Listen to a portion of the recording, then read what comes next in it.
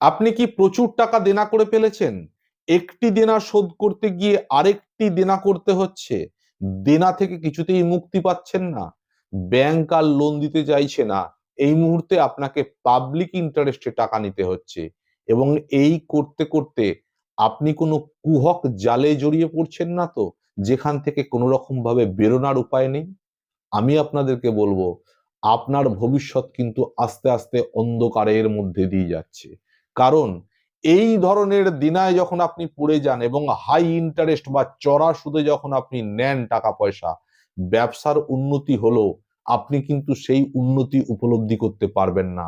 যা কিছু আপনি ইনকাম করবেন, সমস্ত ইনকামের পয়সাই কিন্তু ওই ইন্টারেস্ট দিতে দিতে শেষ হয়ে যাবে। সাংসারিক উন্নতি তো ছেড়েই দিন, আপনার আর্থিক উন্নতি তো ছেড়েই দিন, আস্তে আস্তে যেন আপনি পিছিয়ে পড়ছেন জীবন থেকে। এবং এই করতে করতেই একটা সময় আসে যখন আপনার মনে হবে যে এই প্রেসার বা এই লোড আর নিতে পারছি না, হয়তো আমাকে আত্মহত্যা করতে হবে। এবং দেখা গেছে এই দেনার দায়ে জর্জরিত হয়ে ভারতবর্ষে প্রচুর মানুষ, বিশেষ করে মিডল ক্লাস বা লোয়ার মিডল ক্লাস প্রচুর মানুষ, তারা কিন্তু আত্মহত্যা করতে বাধ্য হয়। আমি আপনাদেরকে একটি ক্রিয়ার কথা বলবো। এখন আপনারা মাথায় এটা ঢুকিয়ে নেবেন, আপনি একটি ক্রিয়া করছেন আর সেই ক্রিয়া দ্বারা হঠাৎ করে আপনার সমস্ত কিছু পরিবর্তন হয়ে যাবে তা নয়। এই ক্রিয়ার দ্বারা বেশ কয়েকটি লাভ বা বেনিফিট আপনারা পাবেন। প্রথমত, আপনার হঠাৎ করে কোনো জায়গা থেকে কিছু ধন প্রাপ্তির যোগ তৈরি হবে, কোনো টাকা পয়সা আপনি পেয়ে যেতে পারেন, সেই যোগ তৈরি হবে। দ্বিতীয়ত, আপনি মানসিকভাবে কিছুটা চেঞ্জ অনুভব করবেন, অর্থাৎ যত কষ্টই হোক আমি আর ইন্টারেস্টে টাকা নেব না, আস্তে আস্তে আমাকে এগুলো শোধ করতে হবে। তৃতীয়ত, মানসিকতা একদম তলানিতে যে পৌঁছে গেছিল, অর্থাৎ আত্মহত্যা করার যে চেষ্টা করছিলেন বা চিন্তা করছিলেন, সেখান থেকে মনের জোর তৈরি করবে এই একটি ক্রিয়ার দ্বারা। এবং সর্বোপরি এই ক্রিয়াটি করলে আপনার ইনকামের জায়গা অবশ্যই ত্বরান্বিত হবে। হঠাৎ করেই দেখবেন ইনকাম কোনো না কোনো ভাবে বৃদ্ধি পেয়ে গেছে, বা কোনো মানুষ দ্বারা হঠাৎ করে আপনি একটা সাপোর্ট পেয়ে গেছেন।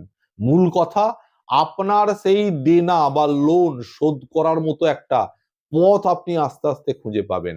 ক্রিয়াটি সাপ্তাহিক ক্রিয়া, সপ্তাহে একদিন করে করতে হবে। কোন দিন করবেন?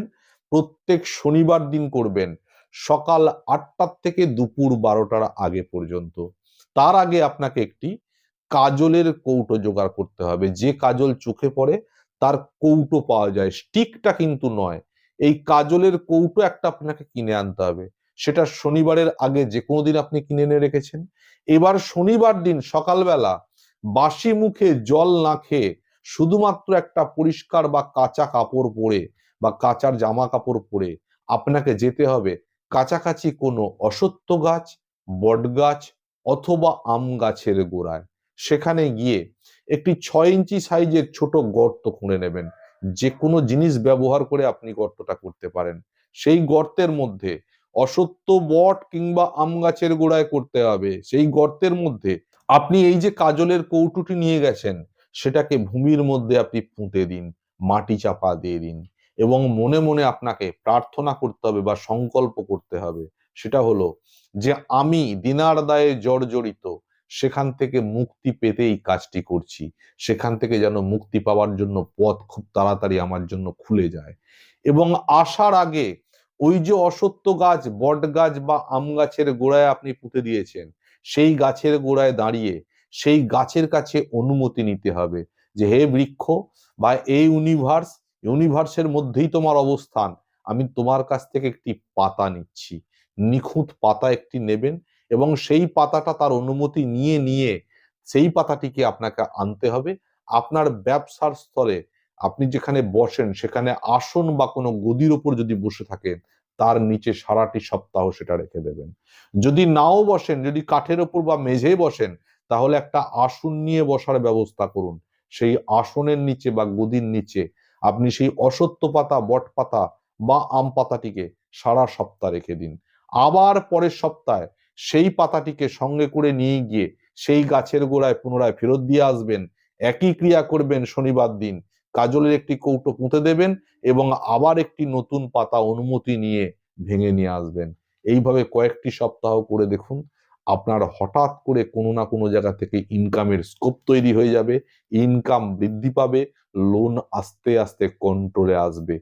কিছুদিন করার পরই একটা মনের জোর অনুভব করবেন, এবং এই যে মরে যাওয়ার ইচ্ছা, আত্মহত্যা করার ইচ্ছা হচ্ছিল, সেখান থেকে আপনি স্বপ্ন দেখতে শুরু করবেন, হ্যাঁ আমি পারছি বা আমি পারবো, আবার বেঁচে থাকার মতো পরিস্থিতি আমার তৈরি হচ্ছে।